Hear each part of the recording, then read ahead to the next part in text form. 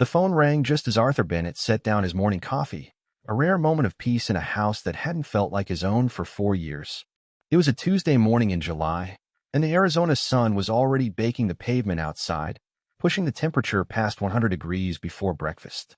Inside his home in Scottsdale, however, the central air conditioning hummed a low, steady drone, battling the desert heat. Arthur sat at his mahogany desk, a stack of financial reports spread out before him like a map of a battlefield. He rubbed his temples. At 65, he should have been retired, or at least slowing down. Instead, he was staring at the spreadsheet for last month's expenses, his eyes drawn repeatedly to a single, staggering figure, $65,000. That was the cost of his daughter Jessica's wedding last month. $65,000 for one day. Flowers imported from Holland, a 5-course meal at the finest resort in Paradise Valley, a live jazz band, and a custom designer dress that cost more than his first truck. He had paid it all. He had written the checks with a smile, telling himself it was worth it to see his eldest daughter happy, to see her settle down with Mark, a successful investment banker who seemed to treat her like a queen. "Dad, are you deaf?" The screeching voice shattered his train of thought. Arthur closed his eyes for a second, inhaling deeply before turning toward the open office door. Chloe, his youngest daughter at 29, stood in the hallway. She was wearing a silk robe that probably cost $300, paid for by him, and holding an empty mug. "I'm working, Chloe," Arthur said, his voice level. "What is it?" "I told you yesterday," she huffed, walking into the office without invitation. She flopped onto the leather sofa intended for clients. "My car won't start again. The Honda is embarrassing, Dad. It's 7 years old. Leo says it's unsafe." Arthur looked at her. "The Honda has 60,000 miles on it. It's perfectly safe. And Leo doesn't drive it, you do. Why is Leo concerned about safety when he hasn't paid for an oil change in the 3 years he's lived here?" Chloe rolled her eyes, a gesture she had perfected at 15 and never outgrew.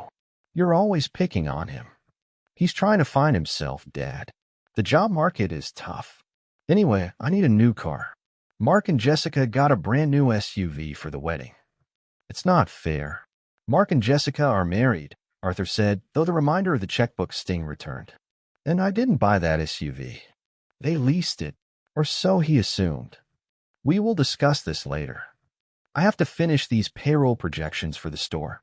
"Fine," she snapped, standing up abruptly. "But don't blame me if I get stranded on the highway in this heat. You have plenty of money, just being cheap." She stormed out, leaving the scent of expensive perfume and entitlement in her wake. Arthur sighed, picking up his coffee cup. It was lukewarm now. He looked around the room. This was his house, a 4-bedroom sprawling ranch style he bought 20 years ago with his late wife. It was supposed to be their sanctuary. Now, it felt like a hotel where the guests refused to check out and complain about the service. The phone on his desk buzzed again. Arthur reached for it, expecting it to be one of his store managers complaining about a lumber shipment. But the caller ID showed a name he didn't expect: Elena Photography. Elena was the photographer they had hired for the wedding. A quiet, professional woman in her 50s who had moved invisible through the chaos of the reception, capturing candid moments. Arthur remembered liking her. She was polite and didn't treat him like an ATM with legs. "Hello, Elena," Arthur answered. "I thought we settled the final invoice last week." "Mr. Bennett?" Her voice was tight, trembling slightly. "Yes, the invoice is paid." "That's not. I need to speak with you." "I'm listening." "Not over the phone," she said quickly. "Can you come to my studio? Today? Right now, if possible." Arthur frowned, leaning forward in his chair. The air in the room suddenly felt thinner. "Is there a problem with the album? Did the files get corrupted?" "No," Elena whispered. "Mr. Bennett, please just come. And please don't mention this to your daughter. Or her husband. Just come alone. It's very serious." Arthur held the phone against his ear for a long moment after she hung up. Very serious. The urgency in her tone wasn't about money or technical glitches. It was fear. He stood up, grabbing his keys. "Where are you going?" Chloe yelled from the kitchen as he passed the hallway. "I thought you were working." "Hardware supplier meeting," Arthur lied smoothly. It was a sad reality that he had become an expert at lying to his own children just to avoid confrontation. "I'll be back by lunch." The drive to downtown Phoenix took 30 minutes. The traffic on the I-17 was brutal, heat waves shimmering off the asphalt like a mirage. Arthur blasted the air conditioning in his truck, but he couldn't cool the uneasy feeling in his gut. He replayed the wedding day in his mind. It had been perfect. Jessica had looked radiant. Mark had stood at the altar, tears in his eyes as she walked down the aisle. Arthur remembered shaking Mark's hand, welcoming him to the family, feeling a sense of relief that at least one of his daughters was settled with a good man. Mark was charming, ambitious, and seemingly devoted. What could possibly be wrong? Elena's studio was located in the Arts District, a converted warehouse building with high ceilings and exposed brick. Arthur parked his truck and walked quickly to the entrance, ignoring the sweat prickling on his back. Elena buzzed him in immediately. The studio smelled of developing chemicals and strong coffee. It was a stark contrast to his chaotic home, quiet, orderly, professional. Elena met him at the door. She looked pale, her hands clasping and unclasping in front of her. "Thank you for coming," she said, locking the door behind him. "Can I get you some water?" "I'm fine, Elena," Arthur said, though his mouth felt dry. "You sounded terrified on the phone. What is going on?" She didn't answer immediately. She led him to a computer station in the back corner of the room, away from the large windows. On the screen, the editing software was open. "I've been editing the raw footage and the secondary camera shots for the last 3 days," Elena said, her voice low. "Usually, I just process them, pick the best lighting, and move on. But I found a sequence from the second camera. It was set up on the balcony of the resort, meant to capture the sunset views during the cocktail hour." "Okay," Arthur said, impatience rising. "The camera was running automatically before the ceremony," Elena explained. "About 2 hours before. Most guests hadn't arrived yet. The balcony was empty. Or it was supposed to be." She reached for the mouse. "Mr. Bennett, I struggled with whether to show you this. It's not my place to interfere in families. But you were so kind to me during the process, and if this were my father, I would want him to know." She clicked a file. An image filled the high-definition screen. It was the balcony of the resort. The timestamp in the corner read 4:15 p.m., exactly 2 hours before the vows were exchanged. Standing in the shadows of a decorative archway was Mark. He was wearing his tuxedo pants and shirt, but his jacket was off, draped over the railing. He wasn't alone. Pressed against him, her arms wrapped tightly around his neck, was a woman with vibrant red hair. It wasn't Jessica. Jessica was a blonde. And this wasn't a friendly hug. Mark's hands were tangled in the woman's hair, his face buried in her neck. Arthur stared at the screen, his brain refusing to process what his eyes were seeing. Maybe it's an old friend," he suggested weakly. "A goodbye hug?" "I thought that too," Elena said softly. She clicked the next image. The angle changed slightly. Mark and the woman were kissing now. Deep, passionate, consuming. There was a familiarity in the way they held each other, a possession that spoke of long nights and shared secrets. It wasn't a drunk mistake. Mark looked completely sober. He looked happy. "Who is she?" Arthur asked, his voice sounding like gravel. "I don't know. She wasn't in the wedding party. I didn't see her at the reception." Elena zoomed in on the image. "But look at her left hand." Arthur leaned closer. The resolution was crystal clear. On the woman's ring finger, resting against the black fabric of Mark's tuxedo shirt, was a gold band with a distinct diamond setting. "She's married," Arthur whispered. "And look at Mark's face in this next one," Elena said, clicking one more time. The couple had pulled apart slightly. Mark was smiling at the woman, a cocky, confident smirk. He checked his watch. The same watch Arthur had given him as an engagement gift. He didn't look guilty. He didn't look nervous about getting caught 2 hours before marrying another woman. He looked like a man who was playing a game he knew he would win. "He went downstairs 2 hours later and read vows to my daughter," Arthur said, the words tasting like ash. "He stood in front of God and 200 people and promised to be faithful." "The timestamp is embedded in the metadata," Elena said, pointing to the string of numbers on the side panel. "It's irrefutable. I checked the camera logs. There is no mistake." Arthur felt a wave of nausea, followed instantly by a cold, hard rage that settled in his chest. He thought of Jessica's demands for the house down payment. He thought of the lease on the SUV. He thought of the way Mark had shaken his hand, calling him Dad with that charming smile. It was all a facade. The expensive flowers, the jazz band, the designer dress. It was just a costume for a con artist. He turned away from the screen, pacing the small length of the studio floor. His hands were shaking, not from fear, but from the adrenaline of betrayal. "Can you put these on a drive?" Arthur asked. "All of them. The metadata, too. I already have," Elena said, picking up a small USB drive from the desk. She handed it to him. "I'm so sorry, Mr. Bennett." Arthur took the drive. It felt incredibly light for something that carried the weight of his family's destruction. He looked at Elena. "You did the right thing. Don't ever doubt that. You have more integrity in your little finger than that man has in his entire body." He walked back out into the blinding Arizona sun, the flash drive burning a hole in his pocket. The heat hit him like a physical blow, but he barely felt it. He got into his truck and sat there for a moment, gripping the steering wheel until his knuckles turned white. Arthur stared at the image of his smiling son-in-law, realizing the entire wedding was a performance. "I just paid $65,000 for a lie." The evidence is now in Arthur's hands, but the betrayal runs deeper than he knows. If you are feeling the tension and find these details valuable, please drop the number 8 in the comments below to let me know you are here with us. And if you haven't already, I strongly recommend you subscribe to Dramain Revenge and turn on the notification bell so you don't miss a single moment of the justice to come. Your support helps us continue creating great content to inform and inspire you. Now, let's continue. The drive back to Paradise Valley passed in a blur. The familiar desert landscape looked distorted, just like Arthur's perception of his family.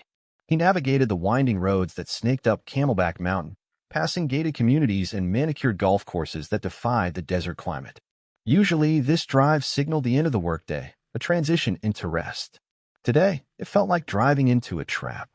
His mind kept circling back to the image on Elena's screen, the timestamp, the red hair, the confident smirk on Mark's face. He remembered the ceremony clearly. He remembered standing at the altar, handing Jessica's hand to Mark. He remembered the solemnity in Mark's voice as he recited the vows. "I promise to cherish her, in sickness and in health, forsaking all others." Forsaking all others. The words rang in Arthur's ears with sickening irony. Mark hadn't even forsaken the woman from the balcony for 2 hours, let alone a lifetime. Arthur pulled his truck into the driveway. The garage door opened with a groan that sounded suspiciously like his own internal monologue. He killed the engine and sat in the silence for a moment, the heat of the engine ticking as it cooled. He didn't want to go inside. He didn't want to see them. But he had nowhere else to go. He opened the door to the mudroom and stepped into the kitchen. The house was cool, the thermostat set to a chilly 72 degrees, sending the electric bill skyrocketing, but the atmosphere felt stifling. The television in the living room was blaring a baseball game at maximum volume. Arthur walked into the living room. Leo was sprawled across Arthur's favorite leather recliner, his feet up on the coffee table, creating a ring of condensation from his beer bottle on the polished wood. Leo was 30 years old, but he lived like a teenager on summer break. He had moved in with Chloe 3 years ago, temporarily, while he looked for work in graphic design. 3 years later, his portfolio was empty, but Arthur's refrigerator was always raided. "Hey, Pops," Leo called out without taking his eyes off the screen. He didn't sit up. "You're home early." The word Pops grated on Arthur's nerves like sandpaper. He had asked Leo a dozen times to call him Arthur or Mr. Bennett. Leo treated it as a joke, a quirky old man's request to be ignored. "I finished my meetings," Arthur said, his voice tight. He walked over and moved the beer bottle onto a coaster. "Where is Chloe?" "Upstairs." "Still upset about the car thing," Leo said, finally glancing at Arthur. He took a swig of the beer, Arthur's beer, an imported craft lager Arthur bought for special occasions. "You really should just cut her the check, Pops. It's stressing her out. And happy wife, happy life, right? Even if we aren't married yet." He chuckled at his own wisdom. Arthur looked at the man occupying his chair, drinking his beer, lecturing him on how to spend his money to maintain peace. "You aren't married, Leo," Arthur said, the venom seeping into his tone despite his best efforts. "And it's not your money." "Whoa, easy." Leo held up a hand in mock surrender. "Just looking out for the family harmony. Don't shoot the messenger." Before Arthur could say what he really wanted to say, which would have involved the words eviction and get a job, the doorbell rang.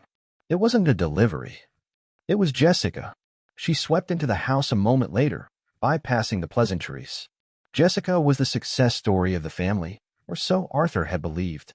At 32, she was a marketing executive, always dressed in tailored blazers and designer heels. Today was no exception. She looked perfect. Immaculate makeup, hair styled in loose waves, a Louis Vuitton bag hooked over her arm. She looked like the blushing bride from a month ago, minus the veil. "Hi, Daddy," she said, leaning in to kiss his cheek. Her skin smelled of expensive moisturizer. She didn't ask how he was. She didn't ask why he was home early. She scanned the room, her eyes landing on the coffee table, then the recliner, judging the mess Leo had made but saying nothing to him. "I was in a neighborhood showing a client a property nearby," Jessica lied. Arthur knew she worked in downtown Scottsdale, nowhere near Paradise Valley. "I thought I'd stop by." "That's nice," Arthur said, moving to the sofa. He felt tired. Bone-deep tired. "How is Mar?" He watched her face closely. Did she know? Did she suspect? "He's wonderful," Jessica beamed, sitting across from him. She crossed her legs elegantly. "He's working late again. He's so dedicated. That bank would fall apart without him." Dedicated. Arthur suppressed a bitter laugh. "Actually, that's part of why I'm here," Jessica continued, her voice shifting into a practiced, professional cadence. It was the tone she used when pitching a marketing strategy. "Mark and I found a house. It's incredible, Dad. 4 bedrooms, a pool with a waterfall, a 3-car garage. It's in Silverleaf. Silverleaf, the most expensive enclave in the valley. We put in an offer this morning," she said, leaning forward, her eyes sparkling. "But the market is competitive. We need to move fast. We have the mortgage pre-approval, but the down payment needs to be substantial to secure the bid." Arthur sat very still. "You want money. I want help," Jessica corrected him gently, as if explaining a concept to a child. "We need $40,000 to close the gap. It's an investment, Dad. You always say real estate is the best investment." "40,000, Arthur repeated. "I just spent $65,000 on your wedding, Jessica. That was 4 weeks ago." "I know, and it was beautiful," she said dismissively. "But this is our life, Dad. This is where your future grandchildren will grow up. We're starting our family. Don't you want us to start on the right foot?" She reached out and took his hand. Her palm was cool. "Mark is working so hard. I just want to take some pressure off him. After everything you've built, 40,000 is, well, it's just completing the picture. You can afford it." Arthur looked at his daughter. He saw the expectation in her eyes. She didn't see him as a father. She saw him as a resource. A line of credit that never required repayment. For a split second, a wave of pity washed over him. She was buying a mansion with a man who cheated on her hours before the wedding. She was building a castle on a foundation of sand. He almost wanted to write the check, just to give her a cushion for when the inevitable crash happened. He almost wanted to protect her from the pain he was carrying in his pocket on that USB drive. But then he looked at Leo, smirking at the TV. He looked back at Jessica, who was checking her manicured nails, waiting for his compliance as if it were a foregone conclusion. You can afford it. It wasn't about whether he could afford it. It was about the fact that she felt entitled to it. She was asking for $40,000 like she was asking to borrow a cup of sugar. "I need to think about it," Arthur said quietly. The air in the room changed instantly. The warmth evaporated from Jessica's face. She pulled her hand back. "Think about it," she repeated, her voice sharpening. "Dad, the offer expires tomorrow at noon. There's nothing to think about. Unless you don't support us. It's a lot of money, Jessica. I have to review my accounts." "Review your accounts?" She stood up, grabbing her purse.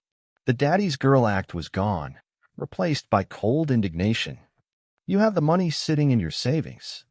Mom would have wanted us to have that house. That was the low blow she always saved for last. Using his dead wife as leverage." "I said I will think about it," Arthur said, his voice hardening. He stood up too, meeting her gaze. "I'll let you know." Jessica stared at him for a long moment, her jaw tight. She looked like she wanted to scream, but that would ruin her makeup. "Fine," she spat. "But if we lose this house because you hesitated, I won't forgive you. Mark will be devastated." She turned on her heel and marched out the front door, not bothering to say goodbye. The heavy oak door slammed shut, rattling the framed photos on the wall. Photos of Jessica and Chloe as smiling children, before they became us. Ouch, Leo commented from the chair, cracking open another beer. Trouble in paradise, huh, Pops? You should probably just pay up. She's got a temper. Arthur ignored him. He walked to the window and watched Jessica's Mercedes tear out of the driveway, kicking up dust. As Jessica leaves in a huff, Arthur realizes her anger isn't disappointment. It's the fury of a thwarted transaction. He feels like a wallet with a heartbeat. Arthur didn't sleep. The silence of the night revealed more than the noise of the day ever could. He lay in bed staring at the ceiling fan cutting through the stagnant air, his mind a projector replaying the images from Elena's studio on a loop. Mark's smirk. The red-haired woman's ring. Jessica's cold demand for money. The pieces of the puzzle were clicking together, forming a picture so ugly he wanted to look away, but he couldn't. He got up before the sun, the digital clock glowing 4:30 a.m. He dressed in silence, khakis and a polo shirt, his uniform for a day of business, though today the business was personal. He went down to the kitchen to make coffee, moving quietly so as not to wake the house. But as he passed the hallway leading to the guest wing, the wing Chloe and Leo had commandeered, he heard voices. Or rather, one voice. Chloe's. She was laughing. It was a sharp, mocking sound that drifted through the slightly ajar door. Arthur froze, his hand hovering over the light switch. He shouldn't listen. A father shouldn't spy on his children. But after yesterday, the rules had changed. He stepped closer to the door, holding his breath. I know, right? Chloe was saying, her voice loud, clearly on speakerphone. He looked so annoyed when I asked for the car. But don't worry, sis. Ben and I can stretch this another 6 months easy. By then, he'll cave and buy us that condo just to get rid of us. Arthur's blood ran cold. Sis. She was talking to Jessica. Jessica's voice crackled through the phone speaker, tinny but unmistakable. Just keep the pressure on. Dad's weak when it comes to guilt. Look at how easy he folded on the wedding budget. Speaking of, Chloe giggled. How is the happy wife act going? Exhausting, Jessica sighed. Mark is annoying, but I can stick it out. I've got 2 more months of playing the doting bride. Then I file. Half those cash gifts are legally mine in Arizona once they hit the joint account. Samuel agreed to a 60-40 split on the quiet, but I'm aiming for more. Easiest $45,000 I ever made. Arthur leaned against the wall, his knees suddenly weak. He felt like he had been punched in the gut. It wasn't just Mark cheating. It was Jessica, too. And Sam's little girlfriend doesn't even know about the plan. Jessica continued, her tone conversational, as if discussing the weather. This is perfect. Dad is so busy feeling proud of his successful daughter that he doesn't see anything. Keep him distracted, Chloe. Make him think you need something big. That way, when I ask for the house down payment, it won't seem excessive by comparison. Already on it, Chloe replied. Asked him for a new car yesterday. He looked ready to explode. But he'll come around. He always does. He's basically a wallet with a heartbeat at this point. A wallet with a heartbeat. Arthur closed his eyes. The last shred of doubt, the last tiny hope that this was all a misunderstanding, evaporated. They weren't just ungrateful. They were predators. And he was the prey. He backed away from the door, silent as a ghost. He returned to his office, but instead of coffee, he grabbed a notepad. He wrote down everything he had just heard. The timeline. 2 months to divorce. The condo scheme. The insult. His hand didn't shake this time. It moved with a terrifying precision. At 9 a.m. sharp, Arthur walked into the reception area of Harrison & Associates. Robert Harrison had been Arthur's business attorney for 15 years. He was a man of few words and sharp suits, with a mind like a steel trap. He greeted Arthur with a firm handshake, but his eyebrows raised when he saw the dark circles under Arthur's eyes. You look like hell, Arthur, Harrison said, closing his office door. Sit down. Is it the store? The store is fine, Arthur said, placing a manila folder on the mahogany desk. It's my estate. I need to make some changes. Radical ones. He opened the folder. First, he laid out the printouts of the photos Elena had given him. Harrison picked them up, his face impassive, scanning the timestamps and the GPS data. Your son-in-law, Harrison stated. 2 hours before the wedding. Yes. And then there's this. Arthur said, sliding his handwritten notes across the desk. I overheard a conversation this morning between my daughters. Jessica plans to divorce him in 2 months to split the wedding cash. Chloe plans to squat in my house for 6 months until I buy her a condo to get her out. Harrison read the notes, then set them down on top of the photos. He leaned back in his leather chair, tinting his fingers. So, the lawyer said quietly, "You are under siege." "I'm done, Robert," Arthur said. "I'm done being the wallet. I want them out. I want them cut off. Completely." Harrison nodded, pulling a yellow legal pad toward him. "All right. We fight on 2 fronts. First, the house. Chloe and Leo are tenants at will. Since there is no lease, Arizona law requires a 30-day notice for eviction. We draft that today. You serve it to them. If they aren't out by day 30, the sheriff removes them physically." "Do it," Arthur said. "Second, your assets," Harrison continued. "A simple will isn't enough. Wills can be contested. They can claim you were senile or under undue influence. We need something bulletproof." He wrote 2 words on the pad in block letters: Irrevocable Trust. "We transfer everything, your house, your business, your savings, your investment portfolios, into an irrevocable trust," Harrison explained. "You appoint a trustee, me, or a corporate entity to manage it. You are the beneficiary during your lifetime, so you still use your money, live in your house, run your business. But legally, you own nothing." Arthur frowned. "I own nothing, technically. And because you own nothing, there is nothing for them to inherit directly. Nothing for them to sue for. The trust dictates exactly what happens when you pass. We can set it so they get 0. Or we can set it so the money goes to charity. And because it's irrevocable, once you sign it, even you can't easily change it back without the trustee's consent. It locks the door and throws away the key. It stops them." Arthur asked. "It stops them cold," Harrison confirmed. "They can cry, they can sue, but the trust is a fortress. They won't get a dime unless you explicitly say so in the trust documents." Arthur looked at the photos of Mark cheating. He thought of Jessica's happy wife act. He thought of Chloe laughing about his weakness. "Draw it up," Arthur said. "I want the house and the trust, the business, the accounts, everything. Beneficiaries upon my death will be the Phoenix Children's Hospital and the Veterans Support Fund. My daughters get the statutory minimum required by law, if anything." "This is the nuclear option, Arthur," Harrison warned softly. "Once you serve those eviction papers and they find out about the trust, there is no going back. You will lose them." "I already lost them," Arthur said, picking up the pen. "I lost them the moment they decided I was a transaction instead of a father." He signed the engagement letter. The scratch of the pen against the paper sounded loud in the quiet office. It was the sound of a bridge burning, but also the sound of a foundation being poured. Arthur left the office an hour later, the eviction notices in his briefcase next to the trust engagement documents. The sun was high overhead now, the heat blistering, but Arthur felt a strange chill of clarity. He drove home through the midday traffic. When he pulled into his driveway, he saw Chloe's car parked crookedly, blocking the path to the garage. Through the living room window, he could see the flicker of the television. Leo was probably on his second beer. Chloe was probably online shopping for the new car she expected him to buy. They looked comfortable. They looked secure. They thought they had 6 months. They thought they had a lifetime of his money to cushion them. Arthur checked his watch. It was 11:30 a.m. He gripped the handle of his briefcase. Arthur drives home with the eviction papers in his briefcase. He sees Chloe and Leo watching TV, oblivious that their free ride ends in exactly 30 days.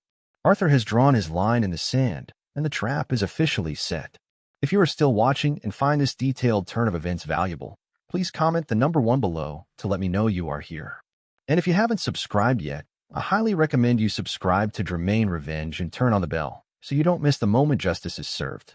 Your support helps us continue creating great content to inform and inspire you. Now, let's continue. The heavy envelope landed on the coffee table between Chloe and Leo with a soft thud, a sound far quieter than the explosion it was about to cause. It was Friday evening. The air conditioning was working overtime against the lingering heat of the day, but the living room felt suffocating for entirely different reasons. Leo was in his usual spot, nursing a beer, While Chloe was scrolling through her phone, probably looking for the car she expected Arthur to buy her tomorrow. They didn't look up when Arthur entered. They rarely did anymore. To them, he was part of the furniture, functional, reliable, and unnoticed until he stopped working. "What's this?" Leo asked, eyeing the thick, cream-colored envelope bearing the return address of Harrison and Associates. He didn't reach for it. He expected Arthur to explain, to serve him the information just like he served everything else. "Read it," Arthur said. His voice was calm, devoid of the hesitation that had plagued him for years. Chloe frowned, sensing the shift in the atmosphere. She reached out and tore the envelope open. Her eyes scanned the first page, a formal legal document stamped with the seal of a process server, though Arthur had chosen to deliver it personally to save time. "Eviction," Chloe's voice squeaked, pitching high in disbelief. She looked at Arthur, then back at the paper, then at Leo. "Dad, is this a joke? It says we have 30 days to vacate the premises." "It's not a joke," Arthur said, standing with his hands clasped behind his back. "It's a legal notice. You have 30 days. That puts the deadline on August 20th. I suggest you start packing." Leo snatched the paper from Chloe's hand. His face flushed a dark, angry red as he read. He crumpled the document in his fist and stood up, towering over the coffee table. "Have you lost your mind, old man?"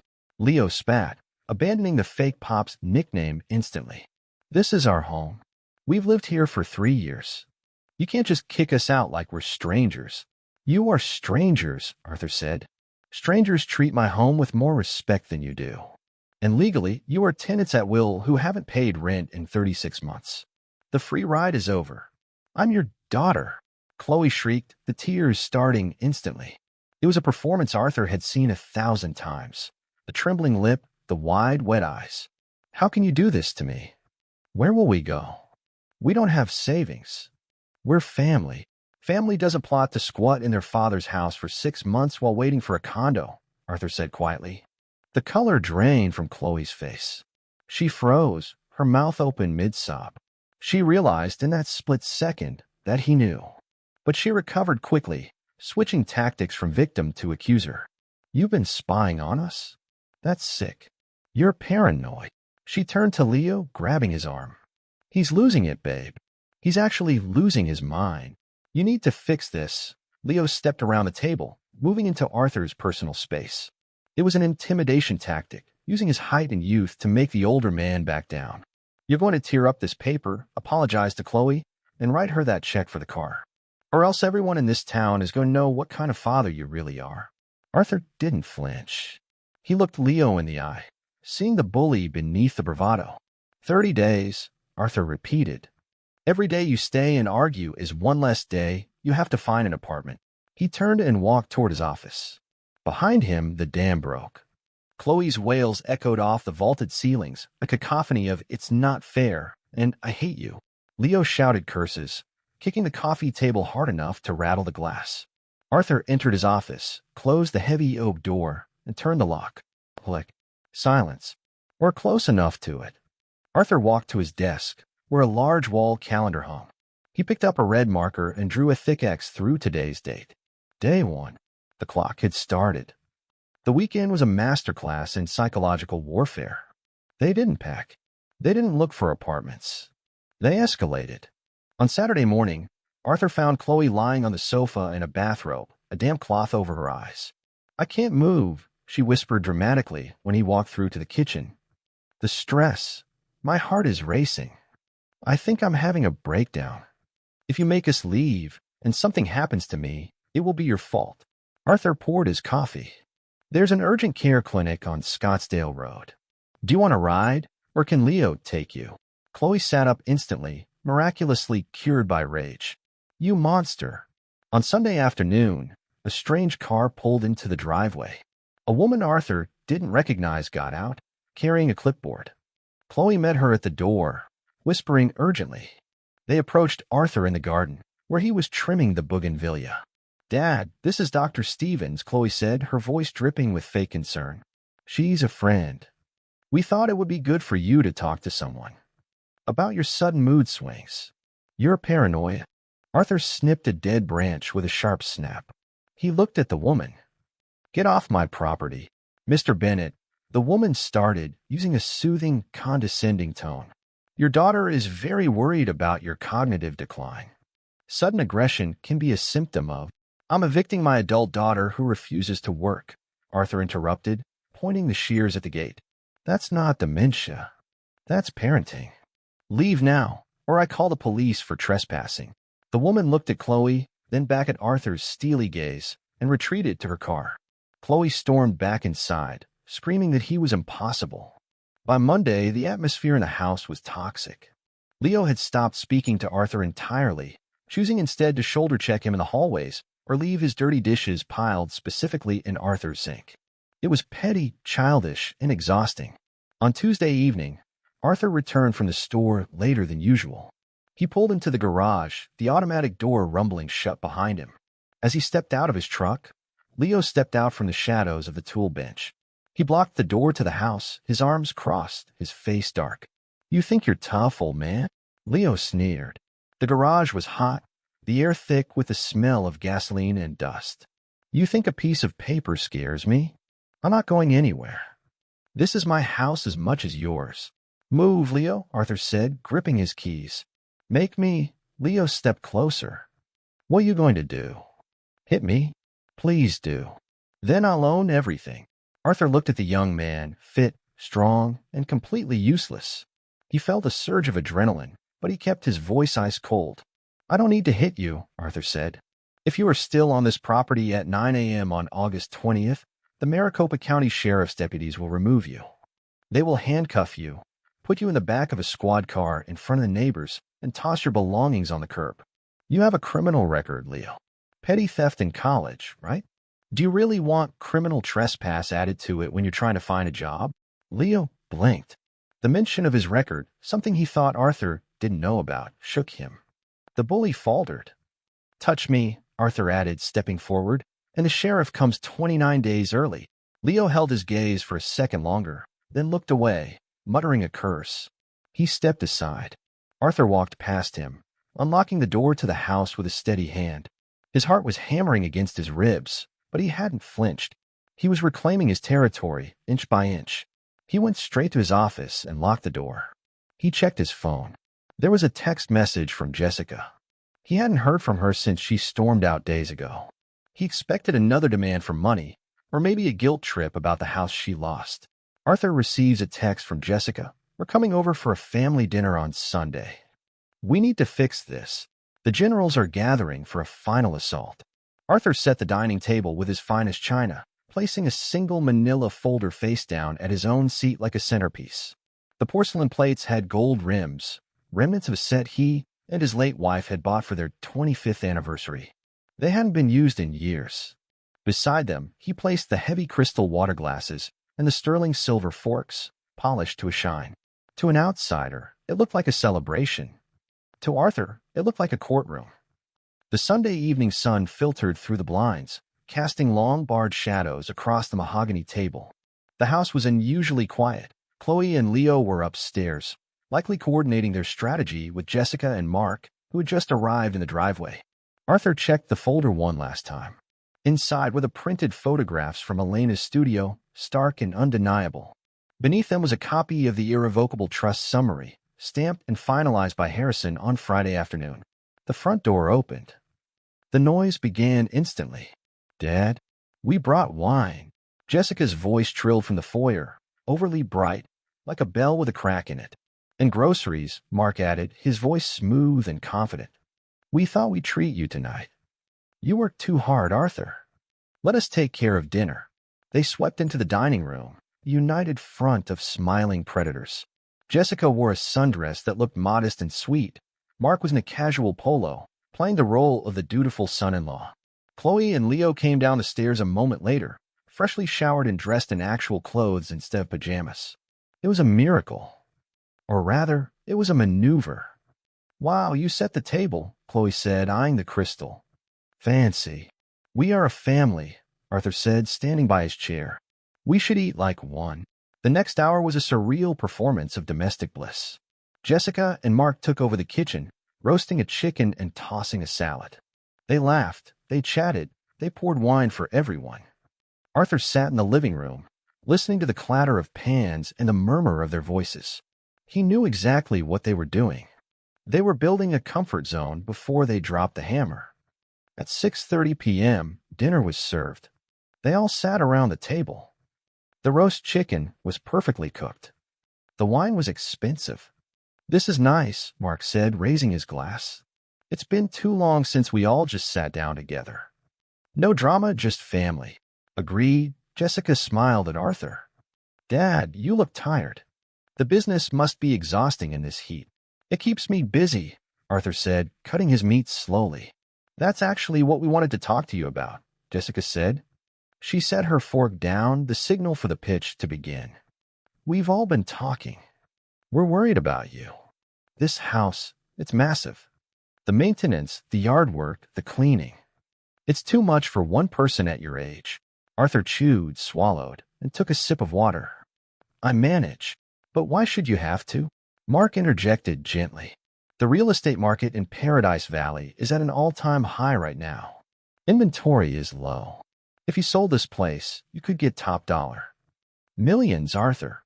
"And then," Arthur asked, "and then you buy a nice luxury condo," Chloe chimed in, reciting her rehearsed line. "Something modern. Zero maintenance. Concierge. You'd have so much freedom. And the surplus cash?" Arthur looked at Jessica. "Well," Jessica shrugged gracefully, "it would be liquid. You could help everyone get settled. Help Chloe and Leo get a condo of their own so they stop mooching off you. Help Mark and me with that house in Silverleaf. Everyone wins. We all get set up for life, and you get peace of mind." There it was. The everyone wins proposal. Sell his life's work, dismantle his home, and distribute the proceeds to fund their lifestyles. "It's a generous idea," Arthur said quietly. "Selling the house. It's the smart move," Leo added, his mouth full. "Start fresh." Arthur placed his napkin on the table. He reached for the manila folder. The room went silent. They had noticed it sitting there all meal, likely assuming it was some boring business report. "Before we discuss selling my home," Arthur said, his voice dropping an octave, losing all warmth, "I think we need to discuss the state of this family. Specifically, the foundation it's built on." He opened the folder. He took out the first 8x10 photo, Mark, and the redhead on the balcony, and slid it across the polished mahogany toward Mark. "What is?" Mark started to laugh, reaching for it. The laugh died in his throat. His face went gray. "That was taken at 4:15 p.m. on your wedding day," Arthur said. 2 hours before you swore your vows to my daughter." Jessica frowned, leaning over to look. "What is that?" Arthur slid the second photo. The close-up of the kiss. The hand with the wedding ring. Jessica stared at the image. Her blink rate increased rapidly. She looked at the photo, then at Mark, then at Arthur. The silence stretched so tight it felt like a wire about to snap. That's not," Mark stammered. "Arthur, I can explain. That's an old friend. She was emotional. She looks very emotional," Arthur noted dryly. "And you look very accommodating." Jessica snatched the photo. Her hands were shaking, but to Arthur's surprise, she didn't burst into tears. Her eyes narrowed. She wasn't heartbroken. She was calculating. "Where did you get these?" Jessica hissed. "Did you have us followed?" "The photographer gave them to me," Arthur said. "But that's not the only interesting thing I've found." He looked at Chloe. "I also overheard a very enlightening phone call between you two last Wednesday morning. About the Happy Wife Act." Chloe dropped her fork. It hit the china with a loud clank. "I believe the plan was for Jessica to file for divorce in 2 months," Arthur recited from memory, looking straight at his eldest daughter. "Once the cash gifts were fully deposited in the joint account. Split the money, walk away.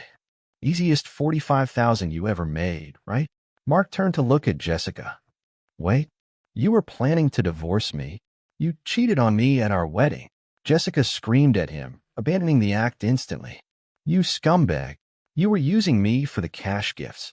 Mark shouted back. "Stop," Arthur commanded. The word was not a shout, but it carried enough authority to freeze the room. "The marriage is a sham. The affection is a performance," Arthur said, standing up. "And this dinner? This was a business meeting to convince me to liquidate my assets for you." He pulled the final document from the folder. The trust summary.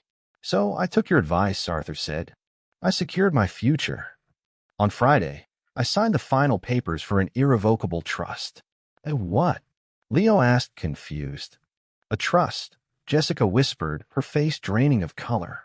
She knew what it meant. My house, my business, my savings, and my investment accounts have all been transferred into the trust, Arthur explained calmly. I no longer own them in my own name. The trust manages them for my benefit while I am alive. Upon my death, the assets are liquidated and donated to the Phoenix Children's Hospital and the Veterans Support Fund. What? Jessica stood up, knocking her chair over. You gave our inheritance to charity? It's not your inheritance, Arthur said. It was my money. Now it belongs to the trust. You can't do that, Chloe wailed. That's illegal. We're your children. It is perfectly legal, Arthur said. And because the trust is irrevocable, I cannot change it back simply because you cry. It is done. The money is locked. The house is locked. But the down payment. Jessica stared at him, her eyes wild. We lose the Silverleaf house tomorrow if we don't pay. Then you lose the house, Arthur said. Perhaps you can use the money from your divorce settlement with Mark. Oh, wait, Mark knows now. Mark was staring at Jessica with pure hatred. Leo looked like he was about to vomit. The realization hit them all simultaneously.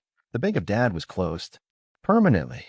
You spiteful old man, Jessica spat, her voice trembling with rage. You ruined us. You ruined this family over some pictures.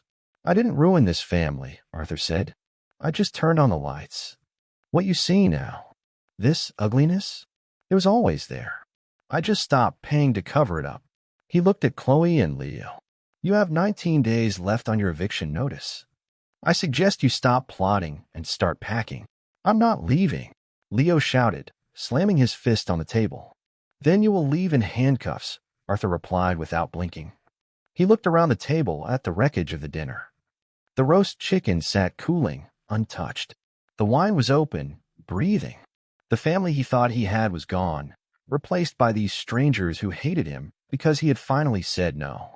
And for the first time in years, Arthur felt absolutely light. Enjoy the chicken, Arthur said. I'm going to my office. Arthur walks out of the dining room, leaving them screaming at each other. The alliance of greed shatters instantly when the money is removed. The silence in the house wasn't empty. It was heavy with peace, the kind you only appreciate after a long war. It was exactly 9 a.m. on August 20th. Arthur stood in his foyer, checking his watch. Outside, the morning sun was bright, baking the desert landscape of Scottsdale, but inside, the temperature was cool and controlled. He wasn't waiting for a client. He wasn't waiting for a delivery. He was waiting for the end of an era.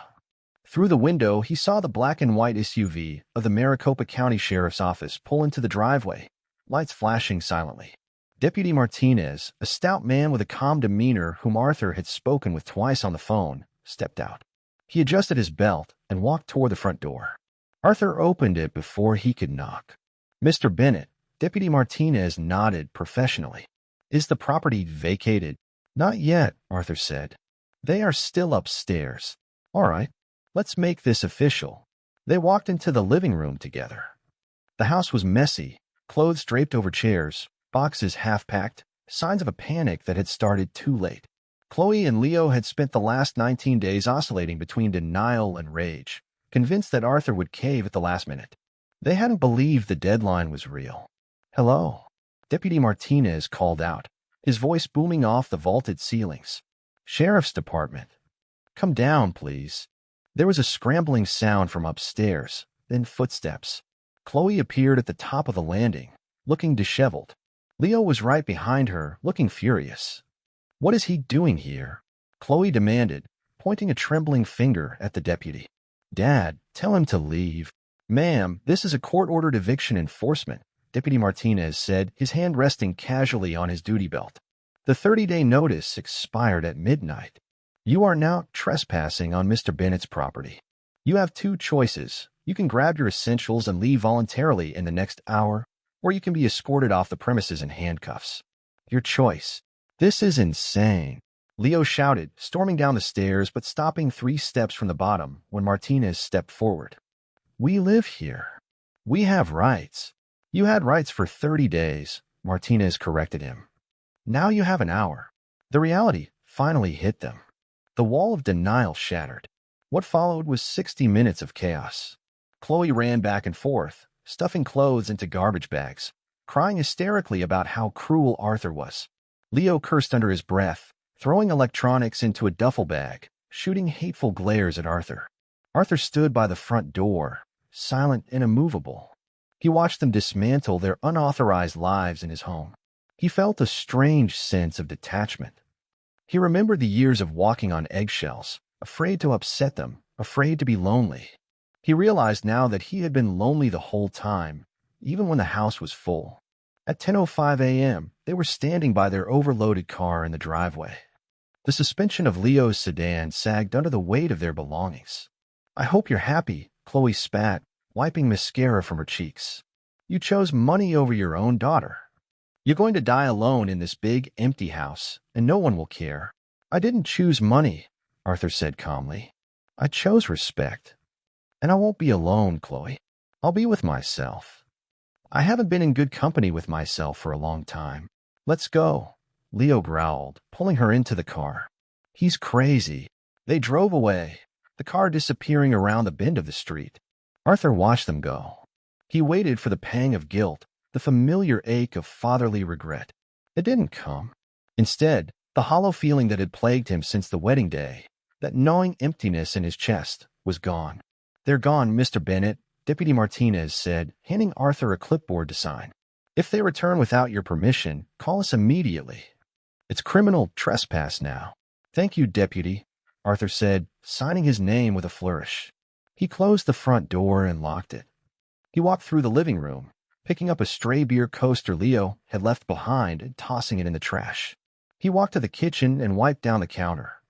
Then he went to his office. His phone buzzed. It was a text from Jessica. She had been silent since the dinner, dealing with the fallout of her own imploding marriage. Text: "I heard the police were there. You actually kicked them out? You're heartless. I can't believe you blocked the trust. I needed that money for the divorce lawyer." Arthur read the message once. He didn't type a reply. He tapped the info icon, scrolled down, and pressed block caller. He set the phone down. The silence in the room deepened, but it wasn't oppressive anymore.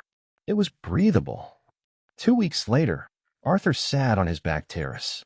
It was early September now. The brutal heat of the Arizona summer was finally breaking, giving way to a golden, pleasant morning. The air smelled of sage and blooming cactus flowers. Arthur held a mug of coffee, hot, strong, and made exactly the way he liked it, in a kitchen that stayed clean after he used it. On the table beside him sat a letter from Harrison. The trust was fully funded and operational. His assets were secure.